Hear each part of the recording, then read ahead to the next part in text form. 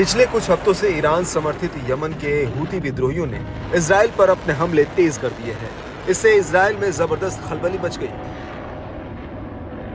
वक्त बेवक्त हूतियों की मिसाइलें इजरायली आसमान को चीरते हुए आ धमकती हैं। हूतियों के ताबड़तोड़ हमलों से इजराइल में दहशत का माहौल है। हूती विद्रोही यमन से इजराइल के कोने कोने में अपनी ताकत दिखाने से पीछे नहीं हट रहे हैं। इजराइल के एक से बढ़कर एक एयर डिफेंस सिस्टम तक भीगी बिल्ली बन गए हैं। यमनी लड़ाकों की खतरनाक मिसाइलें आयरन डोम जैसे सिस्टम की नाक के नीचे से इजराइल में तबाही मचा रही हैं। हूतियों की बढ़ती ताकत को अब ईरान का भी पूरा समर्थन मिल रहा है। अब ईरान के टॉप अधिकारी तक यमनी लड़ाकों की हौसला अफजाई करते नहीं थक रहे हैं। इस्लामिक रिवॉल्यूशन गार्ड्स कॉर्प्स के चीफ कमांडर ने भी हूतियों के हालिया हमले की जमकर तारीफ की। मेजर जनरल हुसैन सलामी ने गाजा में इजरायली हमले के बीच फिलिस्तीनियों की बहादुरी और साहसी से रक्षा करने के लिए यमन के हूती विद्रोहियों को सराहा है। उन्होंने कहा कि आखिरकार जीत हमारी ही होगी। ईरान का प्रतिरोध मोर्चा कमजोर नहीं हुआ है। हर कोई देख रहा है कि कैसे यमनी लोग फिलिस्तीन की रक्षा कर रहे हैं। हर शुक्रवार को गाजा के समर्थन में मार्च निकाल रहे हैं। सलामी ने यमनी लोगों की दृढ़ता और ताकत पर जोर देते हुए कहा कि हूती विद्रोही पहले से कहीं अधिक मजबूत हैं।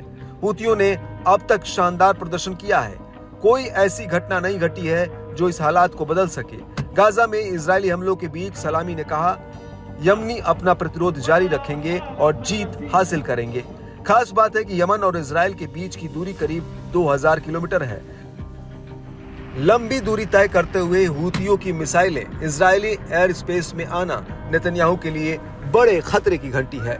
मालूम हो कि हाल में हूती विद्रोहियों ने इजराइल में हाइपरसोनिक मिसाइल से भी बड़ी तबाही मचाई है। बीते दिनों हूती लड़ाकों ने इजरायली राजधानी तेल अवीव में घुसकर बेन गुरियन एयरपोर्ट को निशाना बनाया था। दावा है कि ये अपने टारगेट पर सटीक हमला करने में कामयाब रहा। हूती विद्रोहियों के हमले में बड़ी संख्या में नुकसान हुआ है। साथ ही एयरपोर्ट पर हवाई यातायात भी बाधित हुआ है। हूती विद्रोही इजरायली एयर डिफेंस सिस्टम को गच्चा देने में कामयाब हो रहे हैं। हूतियों की कई नई मिसाइलों ने इजरायली बलों की मुश्किलें कई गुना बढ़ा दी हैं। इस बढ़े हुए तनाव में इजरायल की करीब आधी आबादी जाग कर रात गुजार रही है। इसकी वजह हूती विद्रोहियों के मिसाइल हमले का अलर्ट देने के लिए बजने वाला सायरन है, जिसके बाद लोगों को शेल्टर में जाना होता है। इस बीच इजरायली मीडिया आउटलेट यरूशलेम पोस्ट की माने तो हूतियों के साथ संघर्ष में उलझना इजराइल को मुश्किल में डाल सकता है। इस संघर्ष में इजराइल को कई तरह के नुकसान उठाने पड़ सकते हैं। यमन में इजराइल के हमले तेज करने से हूती भी इजराइल में अहम ठिकानों को निशाना बना सकते हैं। हूतियों के पास मिसाइल और ड्रोन का बड़ा जखीरा है।